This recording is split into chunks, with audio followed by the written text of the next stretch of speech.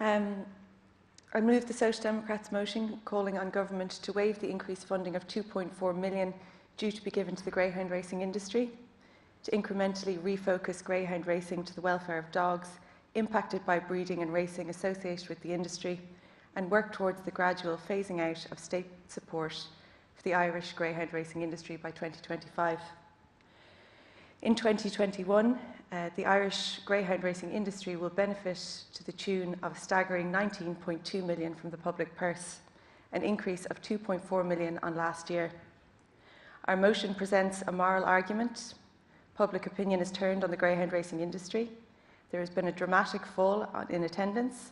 Sponsors are withdrawing, and companies and organisations are choosing not to hold social and charity events in greyhound stadiums. The greyhound racing industry is rapidly declining. Its days are numbered, and rightly so. A 2019 RT Investigates documentary, Running for Their Lives, exposed that 16,000 greyhounds are bred every year. It found that 987 of those are killed because they failed to make qualification times or their performance has declined. Basically, the industry kills almost 6,000 dogs annually for not racing fast enough, and our government funds it. I've seen comment after comment online falsely claiming that the RT Investigates Running for Their Lives documentary cannot be trusted. Bord na Gán, now Greyhound Racing Ireland, wrote a 6-page complaint to the Broadcasting Authority about the documentary after it aired. The Broadcasting Authority investigated this complaint in full and rejected in its entirety, and found instead the programme was a comprehensive exploration of the topic in a factual manner, which was fair, objective and impartial. Setting aside the animal welfare issues for a moment, not that I believe for a second that we should, the greyhound industry is a loss-making industry that is hugely unpopular with the general public. Attendance at greyhound racing tracks fell by 55% between 2008 and 2018, and the combined loss for tracks between 2019 and 2022 is predicted to be 30 million. How long does the government believe we should keep propping it up for?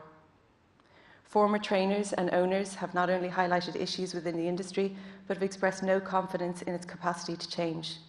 The ISPCA, the largest animal welfare organisation in the country, has stopped engaging with the industry because they do not believe they are serious about reform.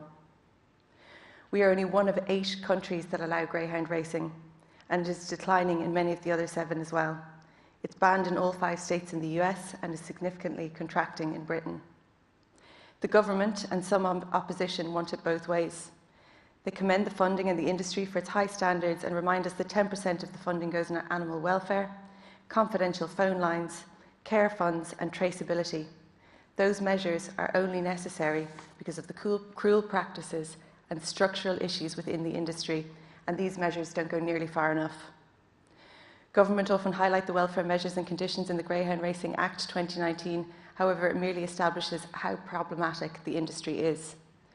For example, regulations to ensure that racing greyhounds are properly registered and traceable throughout their lives, which will not be commenced until next year, are an indictment of the industry, of dogs being killed or just being unaccounted for, as seems to be the new euphemism.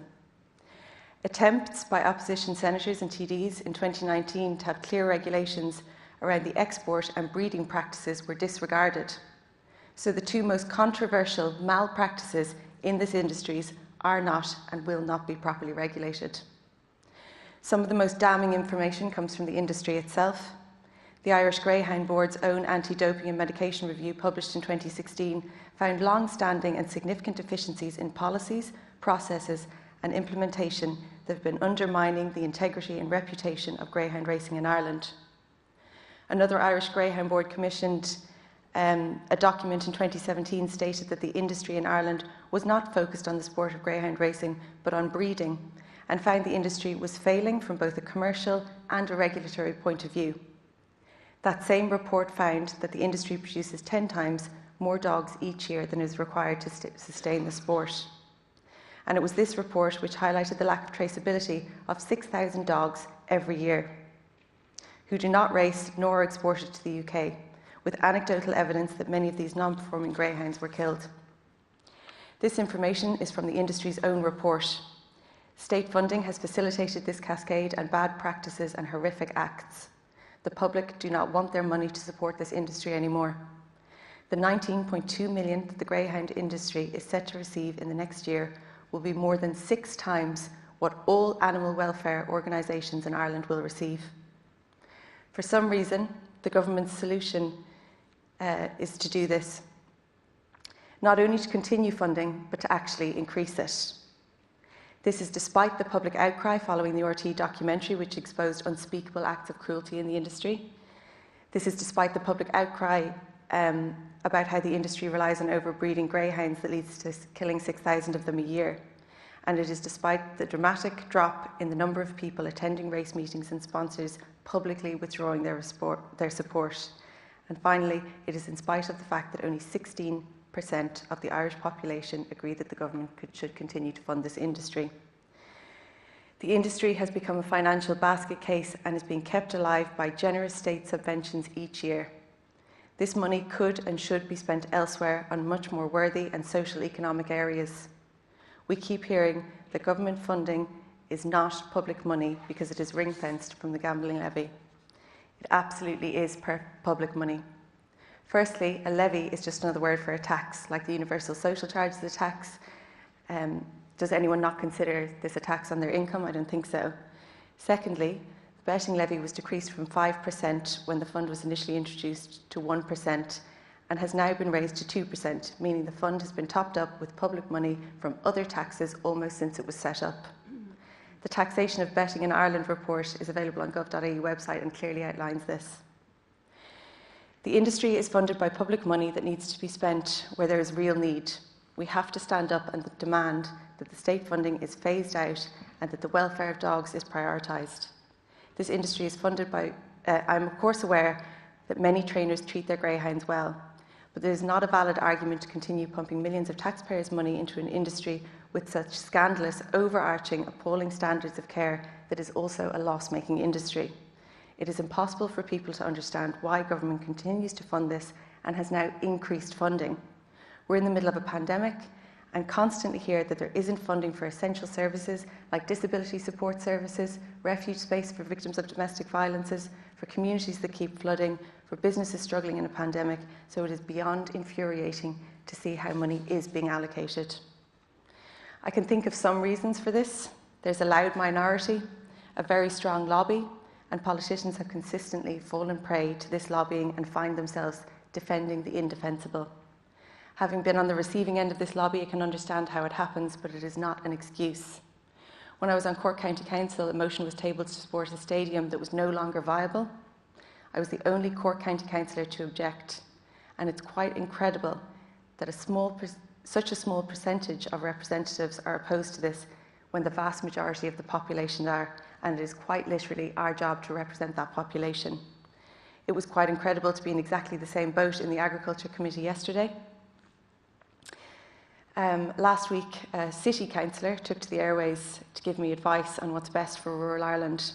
The Fine Gael councillor didn't declare, even when asked why he was so invested, that he worked in communications for the Irish Greyhound Board in 2017 and 2018. He went on to say that the Social Democrats have an animal rights agenda. I hope he didn't mean to insinuate that he or his party has an animal cruelty agenda, but propping up this industry quite literally funds animal cruelty, and that needs to be acknowledged. So why don't representatives represent the population on this issue? Partly because it's a small taste of what you're up against when you speak out about this issue. I had pylons on social media, the list goes on. Also, because many people and TDs claim that this motion is an attack on rural Ireland and that any wrongdoing in the industry is a case of a few rogue traders and that we need to give the industry time to reform. The ISPCA, like I said, the largest organisation in the country, has stopped engaging with the industry because they do not believe they're serious about reform. The industry has had decades to improve standards, and anything they've done has only been window dressing, and they keep getting more money from government. What rural Ireland needs is investment in sustainable jobs. The greyhound industry is a loss-making industry that is hugely unpopular. The whole industry defines instability. The reality is that defending it equates to defending the indefensible, and we need more public representatives to take a stand. My Social Democrat colleagues will raise the systematic issues regarding animal welfare, the financial issues in the industry and other vital services which could benefit from this investment. Before other TDs contribute to this discussion, I'd like to ask each speaker to state if you have or have had any links with the greyhound racing industry. Also, it would help for clarity and integrity if we all only refer to the greyhound racing industry. Part of the argument against our motion is to put horse racing and greyhound racing together to inflate numbers. But if you need to embellish your statistics like that, perhaps you might consider the validity of your points. Deputy Holly Cairns to conclude. Thank you. I'd like to start just by addressing some of the blatant misinformation aired by deputies in here today. So Sinn Féin and government said that 302 million is generated for the economy through the industry. Now, there was 1,606 race meetings last year and the average attendance was 288 people. So are we to believe that every meeting generates 188,000? Obviously, you know, the other claim is that some of it comes in from tourism, but I think we all know the vast majority of tourists don't come to Ireland to go to greyhound racing tracks. Another thing that has repeatedly come up is disputing the figures. After the RTE documentary, we know that Greyhound Racing Ireland filed a complaint to the Broadcasting Authority about the documentary. RTE investigated the complaint in full and rejected it in its entirety and found that instead the programme was a comprehensive exploration of a topic in a factual manner which was fair, objective and impartial. I think it's important to put that on the record again. I'm also consistently hearing that we're referring to all trainers as terrible people who practice animal cruelty. I don't know how many times we have to say that we are very aware not all trainers treat their dogs badly, and indeed many of those trainers have been in touch to thank us for tabling this motion because they're so aware of how badly dogs are treated in the industry. Many TDs have talked about employment and support for rural areas, help for farmers, which is laughable. The vast majority of rural people, of farmers and fishing communities, could think of so many preferable things to spend $250 million on. Rural populations are concerned about Brexit, about immoral prices farmers are receiving for their product, and a lack of state services. These are issues the government needs to be spending our public money on. Predictably, some TDs have labelled this motion just as a blatant anti-Ireland motion.